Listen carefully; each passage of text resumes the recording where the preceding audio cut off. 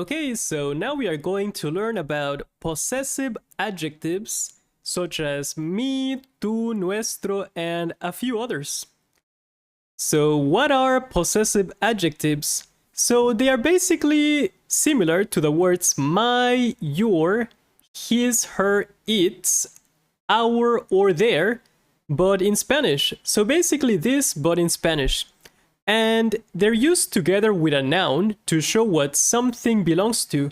For example, my coffee, my or your coffee, your food. So basically this, but in Spanish. Let's try it out.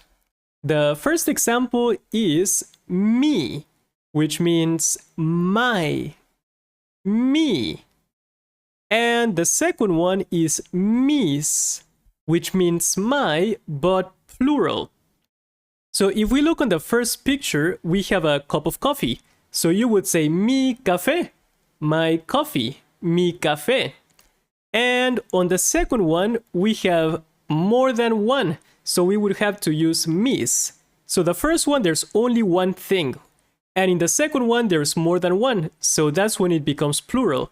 And we don't have this in English. So in English, you just say my for both singular and plural. But in Spanish, we make a division. Mi for one thing, and mis for more than one. So, mi café, my coffee. Mis pastelitos, my cakes. Mis pastelitos, my cakes. Okay, let's try the examples. So, the first one we have is esta es mi casa. This is my home. Esta es mi casa. And if you actually had more than one house and you were showing them all at the same time, you would say estas son because it's more than one, son, so you use the last conjugation, mis casas. Estas son mis casas. These are my homes. But if you only have one, you would say esta es mi casa, mis for more than one. And the next example, we have estos son mis amigos. These are my friends. Estos son mis amigos. And if you only had one friend, if you only were with one friend, you would say este es mi amigo. This is my friend. Este es mi amigo. So mis for more than one, mi for only one. And the next example, here we have tú, which means your. Tú. And there is a small difference between tú, meaning you, and tú, meaning your. So if we go back to this example, you can look on the conjugation that you have tú with an accent, which means you. So if you have the accent, it means you.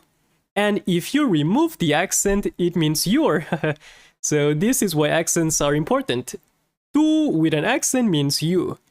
Tú with no accent, tú with no accent, which will mean your. So your.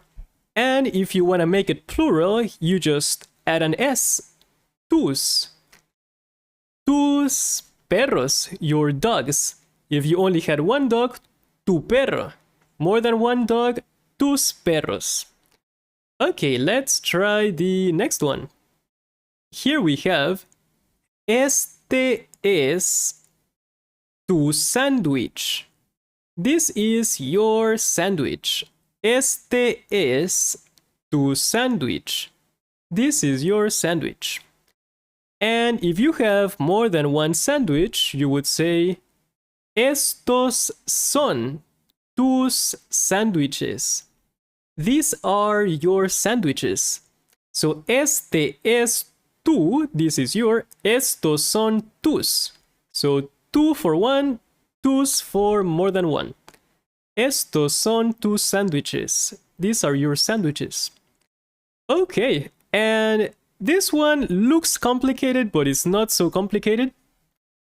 And here we have su, which means his or her or its or your formal. So basically something you address as usted.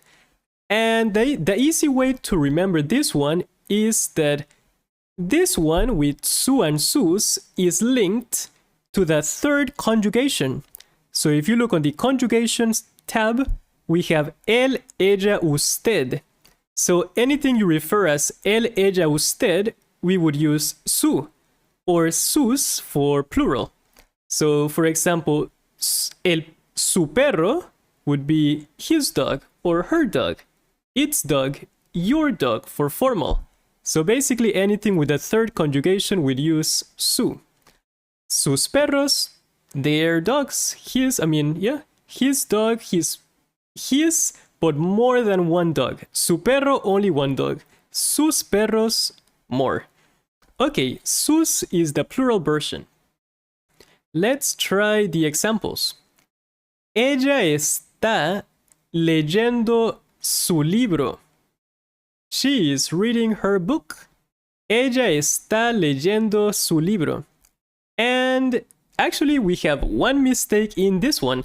And let's see if you can actually see the mistake, find the mistake on this phrase. So the mistake is that está should have an accent because we have two words. Esta means this. So if you look on the singular part, esta, this, and está means to be. Esta means this. So here there's actually a mistake. A mistake on these examples. So it would be ella está leyendo su libro with an accent. So there's a trick there. Está, esta, no accent. Está with an accent means to be. Okay, so make sure you know the difference between está with an accent and esta with no accent. So she is reading her book. Ella está leyendo su libro. So está should have an accent. And if you actually had more than one book, she had more than one book, you would say ella está leyendo sus with an S, sus libros, which would be she is reading her books, sus libros. Okay, let's try the next example. El niño juega con sus amigos. The boy plays with his friends. And if he only had one friend, we would say el niño juega con su amigo, his friend. Sus amigos, his, but more than one friend. And I hope this one is easy to understand. It can be a little complicated because English only uses the same word for singular and plural. Okay, the next one is nuestro, our, but masculine. Nuestra, our, but feminine. And nuestros, or nuestras, for plural. And this one refers to the thing, the noun that they have. So for example, on the first picture we have a man and a woman. And they say nuestro, because nuestro refers to the noun. So basically the boy there. Nuestro bebé. Nuestro. And if it's actually a girl, we would say nuestra. Nuestra bebé. Our baby, but female baby. Nuestros would be plural. So you have two men and women, but what matters is the thing they're referring to. So nuestros hijos, our sons and daughters. Nuestros hijos. And if you only had daughters, nuestras hijas. Okay, let's try the next one. Here we have nuestro niño lee. Our boy reads, or our boy is reading. Nuestro niño lee. Nuestro, because it's only one and masculine. And the next one. Nuestra casa es pequeña. Our house is small. Nuestra casa es pequeña. Our house is small. Okay. And another example. Estas son nuestras naranjas. So naranjas is feminine. So you would use nuestras. These are our oranges. Estas son nuestras naranjas. And if you had, for example, lemons, limones, lemons is masculine, so you would say nuestros limones, our lemons. Okay, let's try the next one. And this one is vuestro. This one is the one used only in Spain. So people from Spain would use these ones. So if you ever go to Spain, I think you should look into these ones. Or you can also use tú, because this basically means tú or you all, but in Spain. Okay, vuestro means your. So your, whatever you have. Vuestra, your but female. And vuestros, your but plural. Yeah, and vuestras for plural and female. Okay, I hope this one is... I think this is not so hard to understand. But let's try the examples. And here we have, estos son vuestros hijos. These are your kids, vuestros hijos. So vuestros would mean your, plural your, and only in Spain. And the next one, estas son vuestras manzanas. These are your apples. Estas son vuestras manzanas. These are your apples. And another example, esta es vuestra casa. This is your home. Esta es vuestra casa. And the other one, este es vuestro apartamento. This is your apartment. Este es vuestro apartamento. And if you find this a little bit complicated, you can just use tú for your and usted, tú, and the next one would be sus for the plural one.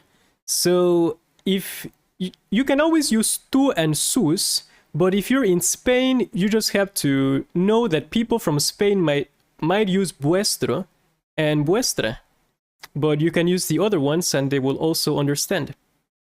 Okay, and the next one, so it's a little complicated, but it gets easier with practice.